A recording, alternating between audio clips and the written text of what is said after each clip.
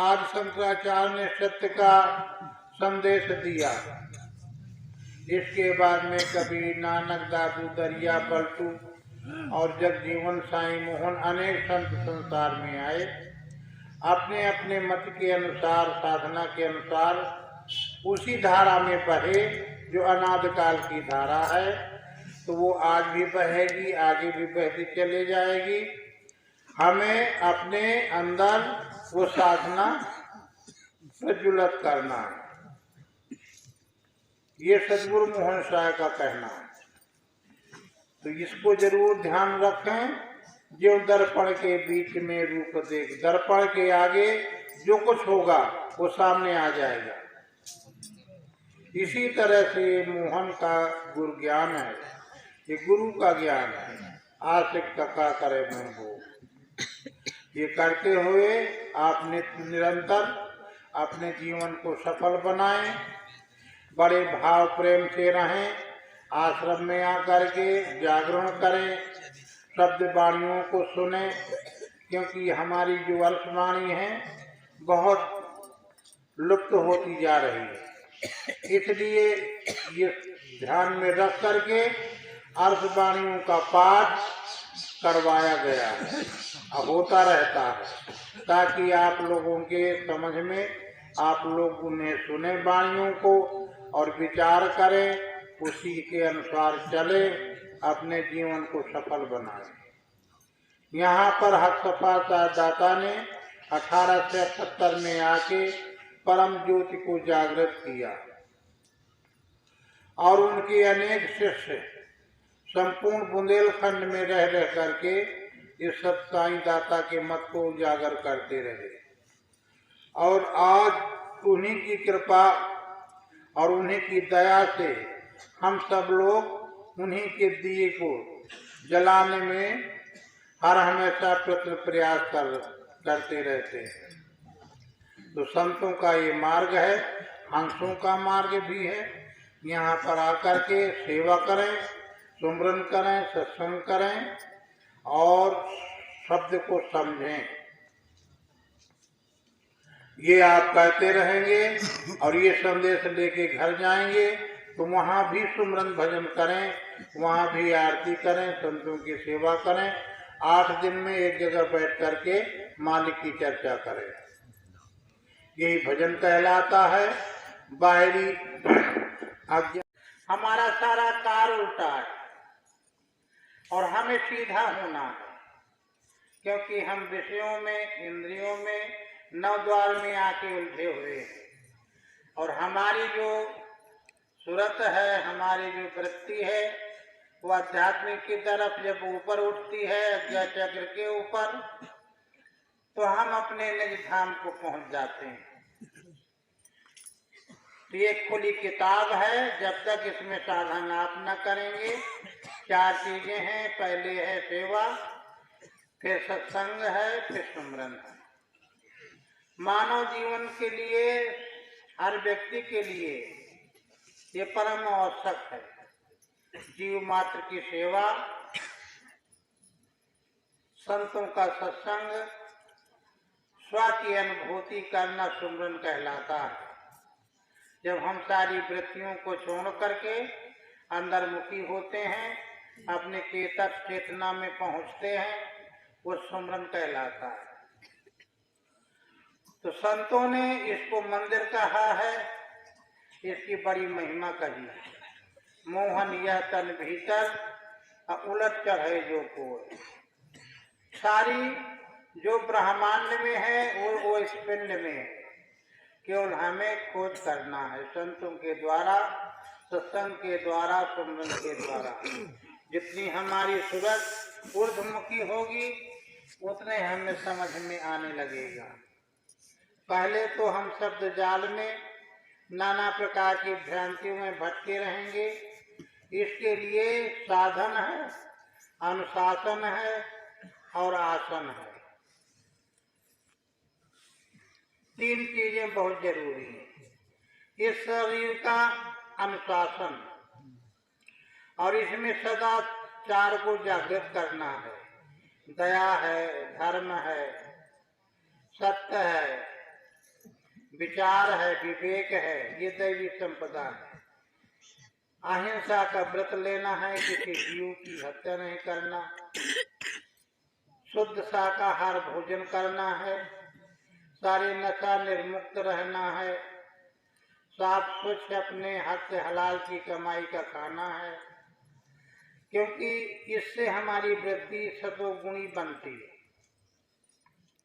और जब हम इस पर अमल करते हैं तो हम शुद्ध हो जाते हैं। तो वृत्ति को शुद्ध करने के लिए शुद्ध विचार, शुद्ध भाव, शुद्ध विवेक और शुद्ध संतों की संगत जितना बन सके, घर गृहस्थी वाला हो या गृहस्थी वाला है, भजन तो सबको जरूरी है।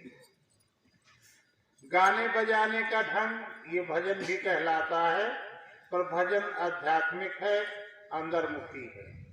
वो जो पहुंचे हुए संत हैं, साधक हैं, सत्संग के द्वारा उनके माध्यम से वो समझा जाता है, क्योंकि कुछ चीजें गुप्त होती हैं और उन गुप्त चीजों को सदगुरु के आगे, सत्संगियों के आगे खोल करके,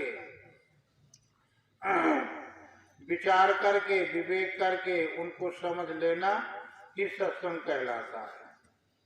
तो हम इस जीवन को निरर्थक न जाएं, खोएं, अहिंसा व्रत पालन करें, सत्य का अनुकरण करें और सबसे सादा से सादा भोजन करें, सादी से सादी वाणी बोलें, अपनी कमाई का संतों को खिलाएं, स्वतः खाएं, क्योंकि यही पहुंचे हुए संतों का कहना है। हक सफा सादाता ने कहा है, करे मशक्कत खाए भर पेटा और सत्य से जे पर निर्भय लेटा। आहार का इस शरीर पर बड़ा प्रभाव पड़ता है, इसलिए संतों ने हक हलाल की कमाई को सर्वोपरि माना है। तो सुमरन करते हुए जो दर्पण के बीच में रूप देखता को, जैसे दर्पण है तो दिल दर्पण में वो परमात्मा की प्रतिमा तुम्हारी चेतना का भास होता रहता है। करे महबूब, जैसे आशिक और माशूक है, इसी तरह से वो मालिक हमारा महबूब है, प्यारा है, वो चेतना है, वो सुनना है, वो शब्द है। इस तरह से हमें नित्य निरंतर टाइम टाइम से वहाँ पहुँचना है, मेल मिलाप करना है, वही भजन कहलाता है। सारे कर्म कांडों को छोड़ करके मन को साधारण रूप से, सहज रूप से सुमरन करना परम आवश्यक। संतों के लिए भी निर्विवाद जगह पर रहना, निर्विवाद अवस्था प्राप्त करना, राग द्वेष में, कलह कल्पना में नहीं बने, जहाँ तक तो सुमरन भजन होता रहना चाहिए। ज्यादातर सत्संग की बातें हों और अपने जीवन में धारण करें। इसके बाद में सदगुरु मोहन शाह दादा ने लिख दिया है, भ्रम रहे नहीं अंधियार है, क्योंकि जब तक ज्ञान न होगा तो भ्रम होगा, जब तक विद्या न होगी तो अविद्या होगी।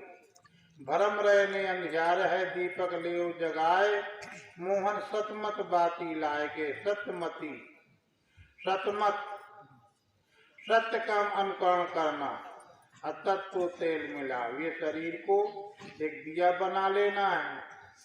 इसलिए कबीर साहब ने कहा है, जब मैं था तब हरि नहीं, अभी हरि है मैं नाहीं, सभी अंधियाला मिट गया, दीपक दरता माए। जब मैं था तब अहंकार था, तब प्रभु नहीं, प्रभु तो थे पर दिखाई नहीं पड़ता। गुरु रविदास ने लिखा है, प्रभु तुम चंदन हम पानी, आप फूल हैं हम फूल हैं, आप धागा हैं, आप जो है ज्योति हैं, हम दीवा हैं। ऐसी भक्ति करे रविदासा, प्रभु तुम स्वामी हम दासा। मीरा ने लिखा है, मेरे गिरधर गोपाल दूसरो न कोई, संतन जग बैठ बैठ ला शर्म कोई, और अब तो बात फैल गई जाने सब कोई। तो सद्गुरु मार्ग सहज मार्ग है और इसमें अनेक संतों ने अपनी अपनी वक्तव्य दिए हैं, अपनी अपनी साधना बताई है। 2500 वर्ष पहले बुद्ध ने लिखा है आत्मदीपो भव। महान वीर ने करुणा का संदेश दिया। जगत गुरु आदि शंकराचार्य ने नाना प्रकार के कर्म कांडों को छोड़ करके अपने अंदर बैठे हुए परम चेतना को समझना है और यही तुम्हारी असली पूजा है। जब बैठ करके आप सुमरन करते हैं तो यही तुम्हारी पूजा हो जाती है, यही तुम्हारी मंजिल हो जाती है, यही तुम्हारा मुकाम हो जाता है और यही सत्य होता है। भ्रम को खत्म करो ज्ञान के द्वारा और सत्कर्म के द्वारा शरीर को शुद्ध करो, विनय के द्वारा वाणी को शुद्ध करो और ध्यान के द्वारा अंतःकरण को शुद्ध करो। ये हमारा परम आवश्यक सबके लिए, साधु संत हो चाहे गृहस्थ भेष में हो, मार्ग तो सबका एक ही है, बनावट अलग अलग है। खिलौने अनेक बना दिए जाते हैं परंतु वो सब शक्कर के ही होते हैं। ये शून्य है, हर जगह है, भीतर बाहर एक रस, जो चेतन भरपूर, अन्नव विभुसम सो ब्रह्म है, नहीं नेरे नहीं दूर। जैसे घड़ा पड़ा सरोवर में, भीतर बाहर पानी, यह जीवन की अकथ कहानी, असमझत बने तो समझो ज्ञानी। आप दूर दूर से आए हैं यहाँ पर ज्ञान की ज्योति जगाने के लिए, मन शुद्ध करने के लिए। ये मालिक की कृपा है और आज सप्तमी के पर्व पर सब लोग इकट्ठे हुए हैं। ये दया है सद्गुरु की कि आप 28/2023 को आए, बड़े आनंदित होकर के यहाँ से कुछ न कुछ लेकर के जाएं और वहाँ रह करके मालिक का गुणगान बात करें। इन्हीं शब्दों के साथ बोलिए सद्गुरुदेव दयाल की जय।